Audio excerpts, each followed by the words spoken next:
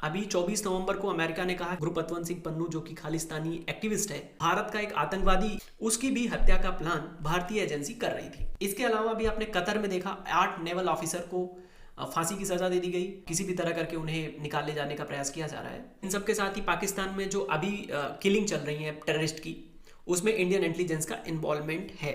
लेकिन इंडिया अगर अपनी सिक्योरिटी के लिए कुछ इस तरह के स्टेप लेता है, कुछ एक्स्ट्रा टेरिटोरियल किलिंग्स करता है एज एलिगेशन, वो पश्चिमी देशों को और दुनिया भर के जो देश हैं जो इंडिया को अपोज करते हैं कुछ कुछ मुद्दों पे, तो उनको बड़ा चुभने लगता है, उनके पेट में बड़ी मरोड़ होने लगती है, जबकि वो सब इन सारी प्रोसेस में इन्वॉल्व हैं। हेलो फ्रेंड्स, बहुत स्वागत है आपका हमारे इस प्लेटफॉर्म पे, चाहे मुझे आप फेसबुक पे देख रहे हैं या फिर इंस्टाग्राम पे देख रहे हैं या यूट्यूब पे देख रहे हैं। तो दोस्तों, इस वीडियो में हम लोग बात करेंगे अमेरिका और वेस्टर्न कंट्रीज के उस एलिगेशन को लेके। वो लोग कह रहे हैं कि यार इंडियन इंटेलिजेंस इन्वॉल्व है एक्स्ट्रा टेरिटोरियल किलिंग में। फॉरेन कंट्रीज में जो किलिंग हो रही है, चाहे कनाडा में हो, पाकिस्तान में हो या फिर अमेरिका में बैठे पन्नू की हत्या की साजिश में भी इंडियन इंटेलिजेंस एजेंसी का इन्वॉल्वमेंट था। ये एलिगेशन है उनके। देखिए, मैं आपको कुछ रीसेंट इंसिडेंट बताना चाहता हूँ जिसको लेकर ये कहा गया कि भारत की खुफिया एजेंसी दूसरे देशों की संप्रभुता का उल्लंघन कर रही है। दूसरे देशों के साथ भारत के जो संबंध हैं, चाहे अमेरिका है, कनाडा है, वेस्टर्न कंट्री जो भी हैं, उनके साथ भारत के विश्वास को कमजोर कर रही है।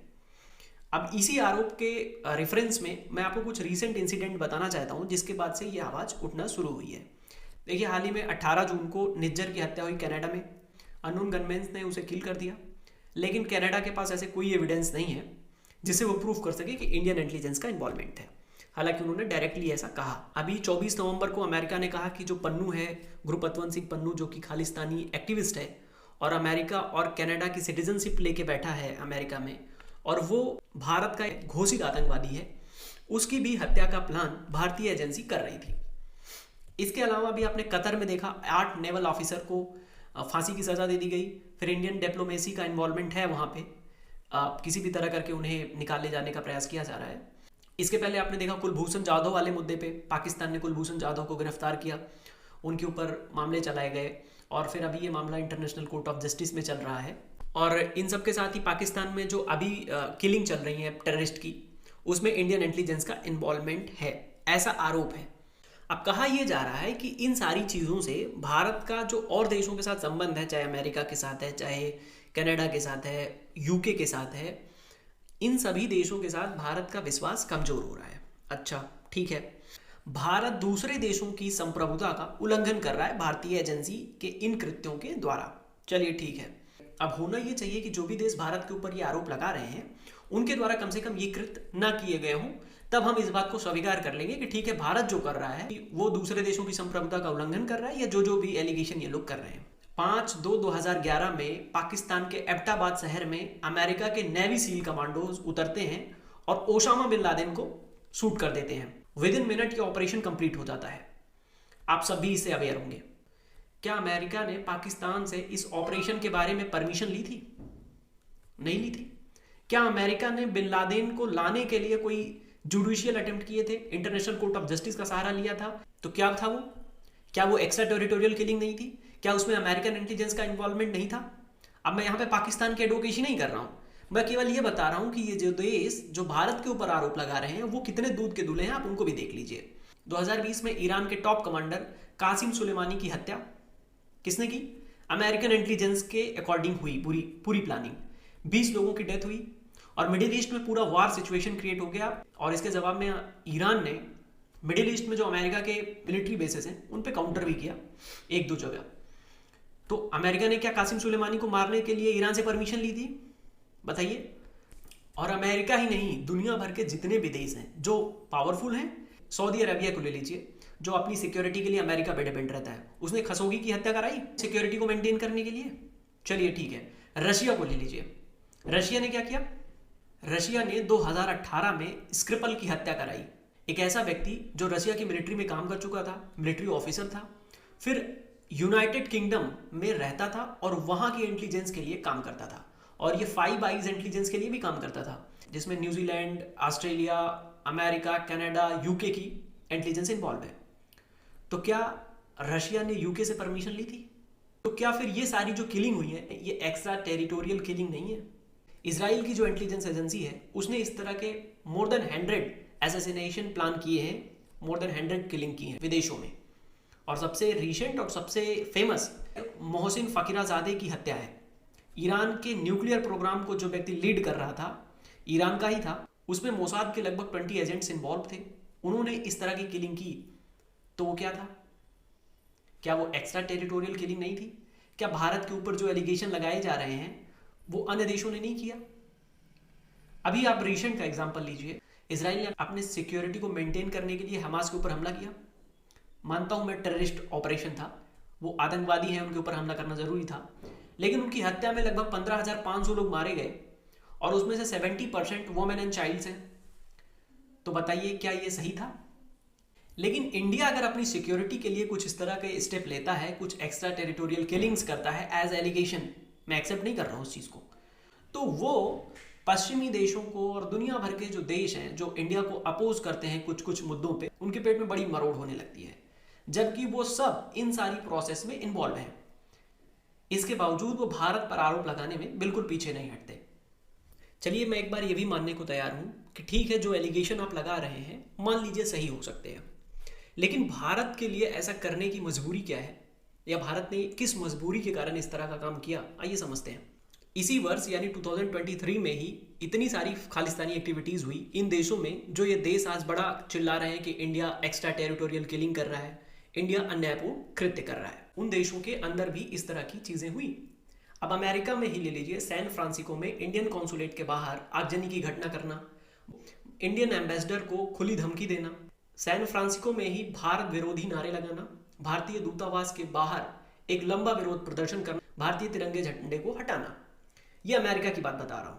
और यूनाइटेड किंगडम में भी, जो अमेरिका का एक बहुत अच्छा साझेदार बनने का प्रयास करता है इस तरह के आरोप लगाने में भारत के ऊपर, उनके यहां भी भारतीय उच्चायोग के बाहर इस तरह की घटनाएं हुई। भारत विरोधी नारे लगाना, खालिस्तानी गतिविधियों का समर्थन करना, भारतीय तिरंगे झंडे को हटाना। तो ये देश उस समय चुप थे, इनका कोई एक्शन नहीं था।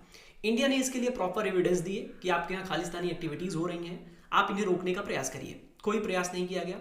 इनके पास कोई इस तरह के तर्क नहीं है कि उन्होंने क्या अटेम्प्ट किए इस गतिविधियों को रोकने में। कनाडा में आप लगातार देख रहे हैं 2023 के पहले से ही खालिस्तानी एक्टिविटीज हो रही हैं। जस्टिन ट्रूडो का मुंह तब नहीं खुल रहा था जब भारत विरोधी गतिविधियां कनाडा में चलाई जा रही हैं, चल भी रही हैं और चल भी रही थी, तब ट्रूडो का मुंह नहीं खुला। ऑस्ट्रेलिया में भी, जो ऑस्ट्रेलिया 5 आइज इंटेलिजेंस में इन्वॉल्व है वेस्टर्न कंट्रीज के साथ, उनके यहाँ भी 3 हिंदू मंदिरों जिसमें इस्कॉन, स्वामीनारायण मंदिर और विष्णु मंदिर, जिसमें भारत विरोधी नारे स्प्रे किए गए, हिंदू विरोधी नारे स्प्रे किए गए, भारतीय संस्कृति को धूमिल करने का प्रयास किया गया। तो यहाँ पर इन सारी इंटेलिजेंस एजेंसीज को कुछ नहीं दिखा कि भारत विरोधी चीजें की जा रही हैं इन देशों में, की छवि को धूमिल करने का प्रयास इन देशों में किया जा रहा है। वो सब नॉर्मल चीजें हैं, उसे भारत सहन कर लेगा। अच्छा, और भारत अगर अपनी सुरक्षा में इस तरह की चीजें कर लेता है, भारत अगर अपनी सिक्योरिटी को मेंटेन करने के लिए इस तरह की इंटेलिजेंस एक्टिविटी का सहारा लेता है, तो इसमें क्या गलत है भाई? इसमें गलत क्या है? जिन देशों के द्वारा ये आरोप लगाए जा रहे हैं वो भी देश तो इन सारी चीजों में इन्वॉल्व है, बताइए मुझे। तो आप भारत के ऊपर इस तरह की एलिगेशन लगा के ये क्यों चिल्ला रहे हैं? तो भारतीय मूल्य तो इस तरह नहीं है, भारत अन्य देशों के साथ विश्वासघात कर रहा है, पाकिस्तान में भी भारत किलिंग करवा रहा है। आपके पास सबूत तो है नहीं, फिर भी आप चिल्लाए जा रहे हैं कि इंडिया इस तरह का काम कर रहा है। यानी आप हमारे सिक्योरिटी थ्रेट को भी इग्नोर करेंगे, भारत विरोधी जो भी गतिविधियां विदेशों में चल रही हैं आप उन्हें इग्नोर करेंगे, आप उनके ऊपर कोई एक्शन नहीं लेंगे, और भारत से भी आप ये भी अपेक्षा करते हैं कि भारत इन सारी चीजों को सहन करे। वाह। अब आप ये देखिए कि 2014 के पहले, जब यहां पर एनडीए गवर्नमेंट नहीं थी इंडिया में, उसके पहले इंडिया में टेररिस्ट अटैक होते थे। भारत में 90 के दशक में कितने आतंकी हमले हुए, भारत में इस तरह की कितनी गैर कानूनी गतिविधियां हुई। भारत पूरी दुनिया को यह बताता रहा कि आतंकवाद नाम की ये गतिविधि भारत को नुकसान पहुंचा रही है, भारत की सुरक्षा को गंभीर खतरा है और भारत के जवान मारे जा रहे हैं, सारी चीजें। कोई भी पश्चिमी देश इस चीज को एक्सेप्ट करने को तैयार नहीं था। जब अमेरिका के ऊपर आतंकी हमला शुरू हुआ तो अमेरिका ने यह मानना शुरू किया कि भारत जो इतने वर्षों से कह रहा है उसमें सच्चाई है, उसमें दम है। इसके बाद कई वेस्टर्न कंट्रीज, कई यूरोपीय देशों में हमले हुए आतंकवादी, तो उनको ये समझ आया कि आंखें खुली। पाकिस्तानी आतंकियों को यूनाइटेड नेशन जनरल असेंबली में, यूनाइटेड नेशन में उन्हें चीन के द्वारा बचाया जा रहा है, उनके ऊपर वीटो लगा दिया जा रहा है उनको बचाने के लिए। तब तो आपको नहीं दिख रहा है कि चीन क्या कर रहा है। चीन जैसे देश का विरोध वैश्विक मंच पे नहीं किया जा रहा है कि भाई वो आतंकवादी को क्यों बचा रहे हैं। अब भारत एक्स्ट्रा टेरिटोरियल किलिंग कर रहा है पाकिस्तान में बैठ के इंटेलिजेंस के इन्वॉल्वमेंट से, तो आपको बड़ी मरोड़ हो रही है, बड़ी तकलीफ हो रही है कि इंडिया अपनी सिक्योरिटी में इस तरह के गैर कानूनी कार्य क्यों कर रहा है। वाह, मतलब एक देश अपनी सुरक्षा भी ना करे और उसकी सुरक्षा के लिए गंभीर खतरे हो इसके बावजूद भी। और इसका रीजन ये है कि वो इंडिया को एज अ सॉफ्ट पावर देखना चाहते हैं, वो इंडिया को as a hard power accept नहीं करना चाहते हैं। आज भारत दुनिया की चौथी सबसे बड़ी मिलिट्री पावर है, 5वीं सबसे बड़ी इकॉनमी है, इसके बावजूद हम अपनी सिक्योरिटी के लिए अटेम्प्ट ना करें। हम मानते हैं कि इंडिया ओल्डेस्ट डेमोक्रेसी नहीं है, लेकिन India is the largest democracy in the world. America से भी बड़ी डेमोक्रेसी है इंडिया। तो क्या इंडिया को यह राइट नहीं है कि इंडिया अपनी सिक्योरिटी को मेंटेन करने के लिए इस तरह की चीजें नहीं कर सकता? आपको बता दें कि अमेरिका ने यह भी कहा कि इंडिया ने हमें जांच में सपोर्ट करने के लिए अपना डेलीगेशन भेजने को एग्री हो गया है, अपनी जांच टीम भेजेगा, और अमेरिका भी अपनी जांच टीम यहाँ पे भेजेगा इंडिया में इंटेलिजेंस इन्वॉल्वमेंट की जांच के लिए, जो अभी पन्नू की हत्या के लिए जो साजिश की गई थी, जिसके लिए मैंने एक वीडियो भी बनाया था, आप देखिएगा। उसमें अमेरिका की तरफ से भारत को प्रेज किया जा रहा है इस मुद्दे पे, ठीक है आप हमारे साथ एक जांच टीम भेज रहे हैं। आपने जब दुनिया भर की एक्स्ट्रा टेरिटोरियल किलिंग की, ईरान के मिलिट्री कमांडर को मारा, तो सीरिया में इस तरह के हमले कराए, अफगानिस्तान में इस तरह की चीजें कराई, पाकिस्तान में घुस के बिन लादेन को मारा अपनी सिक्योरिटी में ही, तब आपने तो किसी को एविडेंस नहीं दिया। तो आज इंडिया आपको एविडेंस क्यों दे?